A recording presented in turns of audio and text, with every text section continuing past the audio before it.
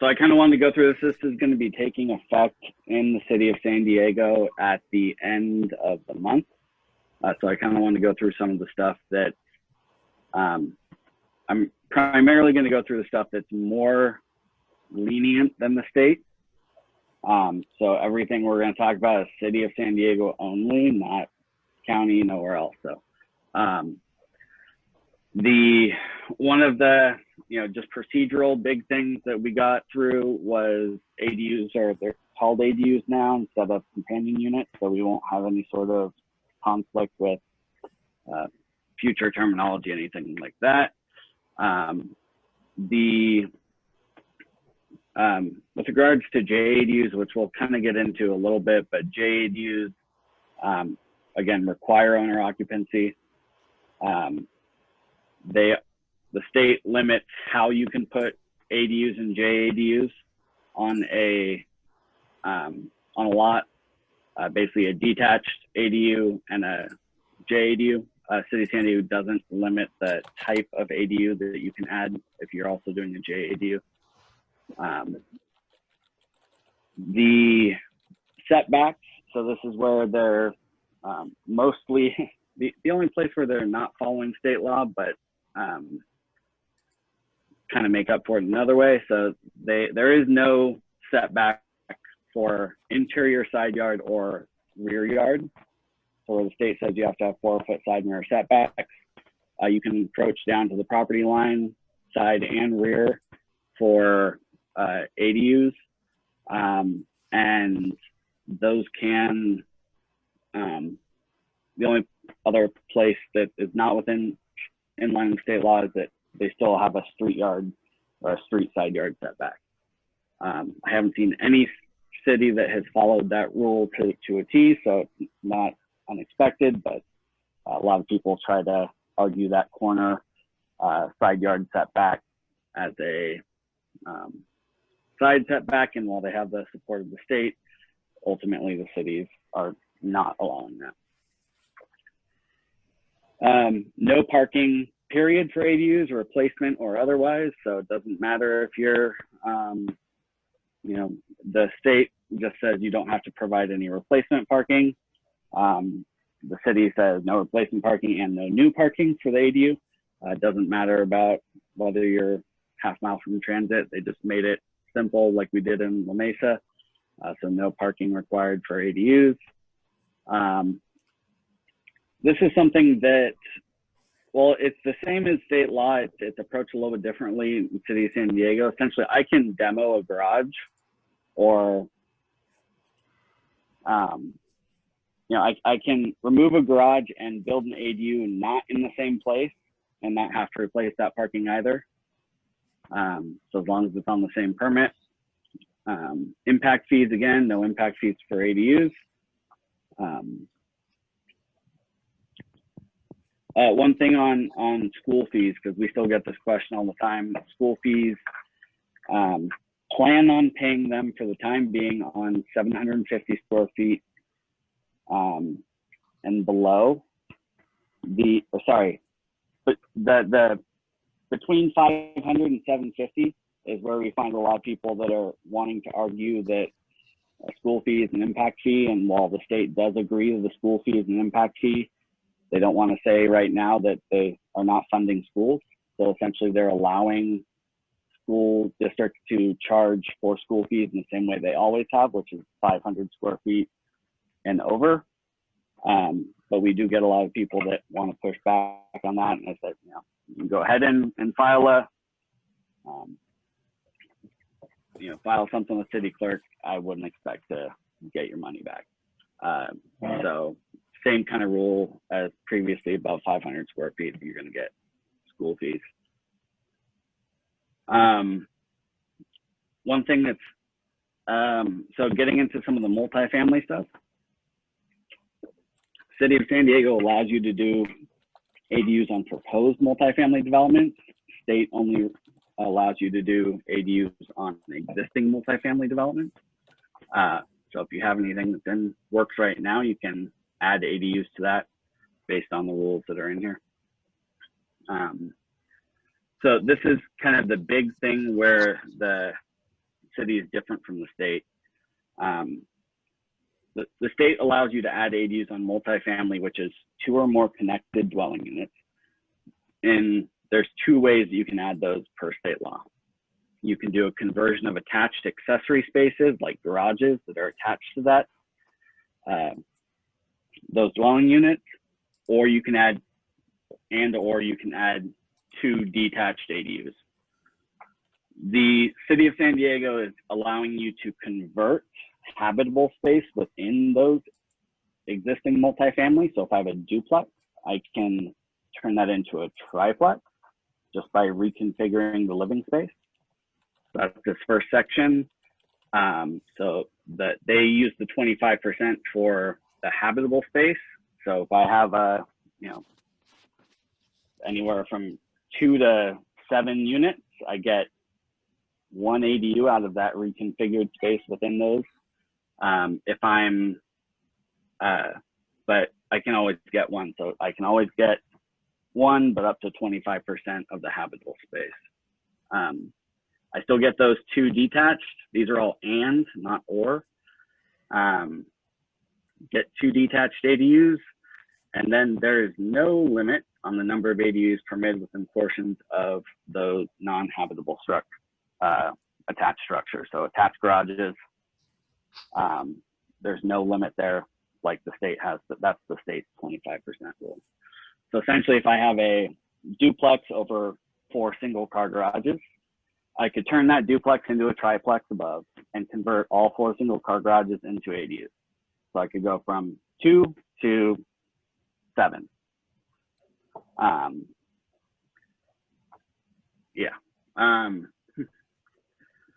The other thing, this is still in line with state law, but essentially, even if you're over FAR, you still get an 800 square foot ADU, single family, multifamily, whatever.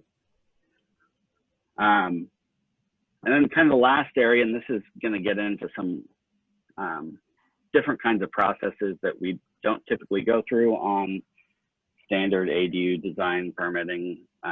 We aren't necessarily going to be doing this for single family homeowners, but for more of the development investor crowd.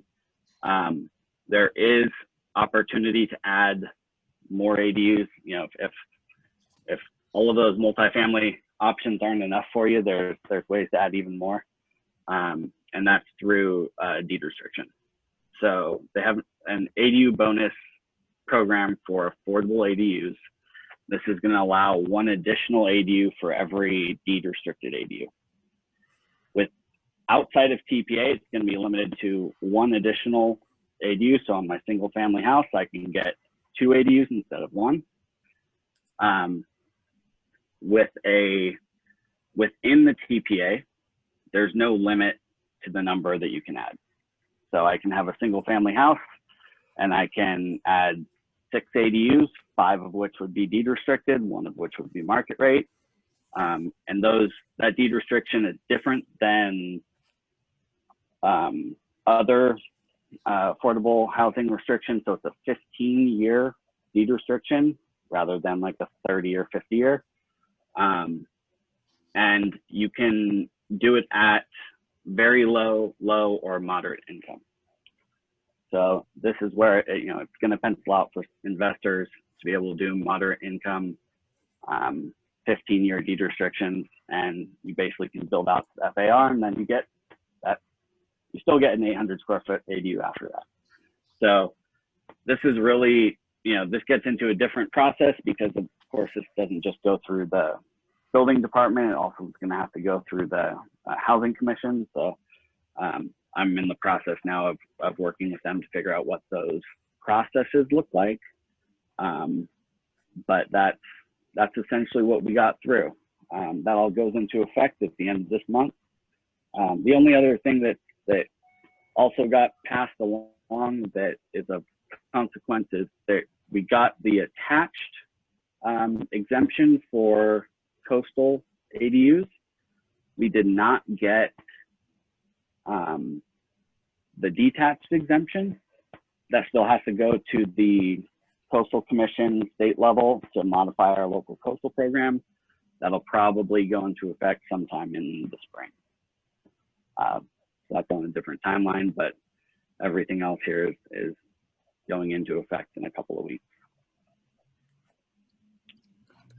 Any questions from anybody on that? Any issues with historical? I mean, historical, you still have your, you still have to go through that process. Same thing, same standard 45 plus year, 10-day historic review. So, I mean, you should have a pretty good idea going into the project whether or not you're going to need to abide by the historic standards or not. So it's not like you shouldn't be getting surprises. Should be pretty straightforward. I was thinking more in terms of changes, upcoming changes, but no, I don't think you'll really ever see, the historic. okay. Hey, Jared, change. are your notes going to be available? Yeah, I mean, this is just copied directly out of the municipal code. I just highlighted areas that are more lenient than the state, but I can make those available. Yeah, Okay, and that'd be we'll awesome. have this Thank you. posted. We'll email this out to you and have it posted on the site as well. And for the record, residential financing currently does not allow more than one ADU. And I called a couple of banks and so on. The hard money lenders were struggling with that because the question for them is, well, what's your exit strategy?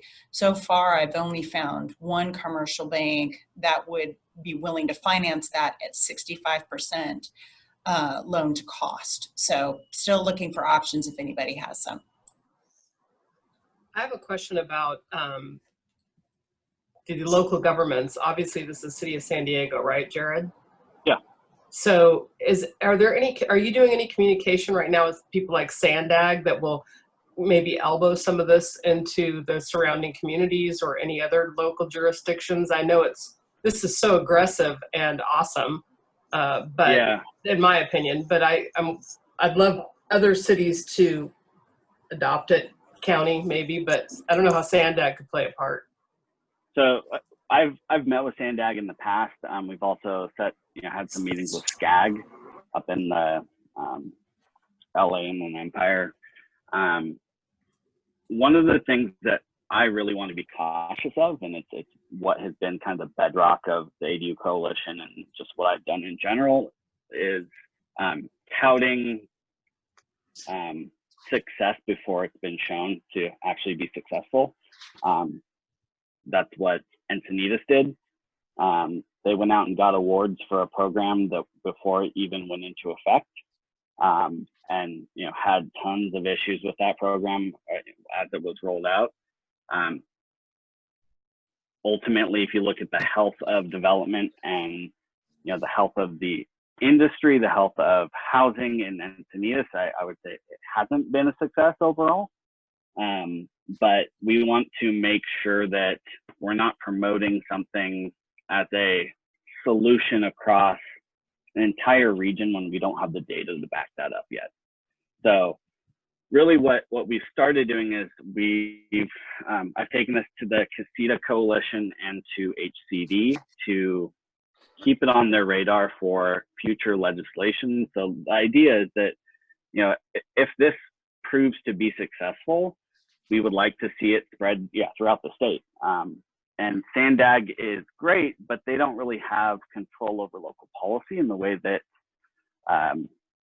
HCD and the housing legislation that has gone through past couple of years has had. So we'd rather take it through that way first, because what we find is, and this is similar to how I've just approached these ordinances anyways, is you can sit on a committee with 15 other parties that have their own interests, and you typically have people from all different industries in there sitting in the room trying to put together an ordinance on something that one or two people have expertise on. And what ends up happening is you end up getting an ordinance that makes no sense to the experts, but gets all of those earmarks for everybody else. And so, one of the problems with Sandag is that exact scenario happens. You get the local governments that are outspoken about the success of their programs, who take over those conversations and really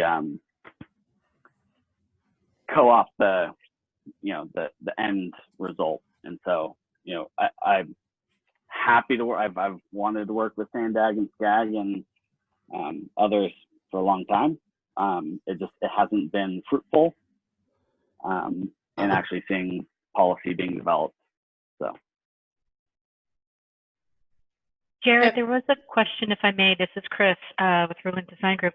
There was a discussion that a junior ADU could be part of a separated structure from the primary home. Did that get through as well? yeah. So there's a couple of things in this ordinance that are the quick answer is yes, that got through. But there are a couple of like procedural things that are going to be important with that kind of a scenario. So the whole purpose of why a junior ADU is always deed restricted for owner occupancy is because it can share bathing facilities. Yes, it has its own bathroom. Yeah. So currently there's nothing in the ordinance that would require that JADU to have its own bathroom, but procedurally it will be required to have its own bathroom. It's still going to be a JADU. It's still going to be owner occupancy required.